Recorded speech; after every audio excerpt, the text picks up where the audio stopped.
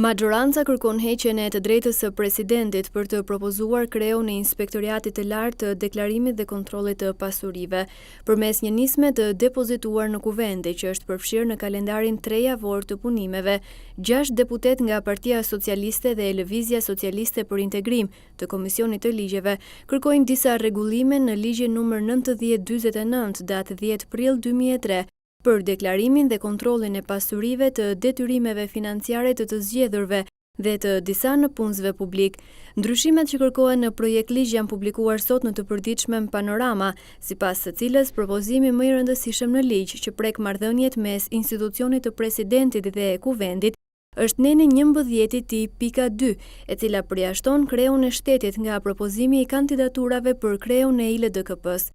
Ligji aktual shprehet se inspektori i përgjithshëm zgjidhet nga Kuvendi me propozimin e presidentit ndërmjet 2 kandidaturave për një mandat 5 vjeçar me të drejtë rizgjedhjeje. Me propozimin e ri, njëjti nen ndryshohet në inspektori i përgjithshëm zgjidhet me shumicën e gjithë anëtarëve të Kuvendit për një periudhë prej 7 vjetësh me të drejtë rizgjedhjeje. Propozimi përcakton zgjedhjen dhe shkarkimin e kreut të ILDK-s me 71 vota, ndërsa për shkarkimin e tij duhet të kenë firmosur jo më pak se 1/3 e deputetëve. Propozuesit e këtyre amendamenteve kërkojnë që personat që deklarojnë pasurinë dhe të ardhurat e tyre për herë të parë duhet që shumat kesh mbi 1.5 milion lek t'i deklarojnë më parë në bankë e më pas në deklaratën e tyre pasurore. Shtesa e propozuar do të shmangë mundësinë e përfitimit apo fshehjes së pasurive të paligjshme nga ana e zyrtarëve që ushtrojnë funksione publike dhe do të bëjë lehtësisht të verifikueshme vërtetësinë e të dhënave të vetë deklaruara nga këto subjekte,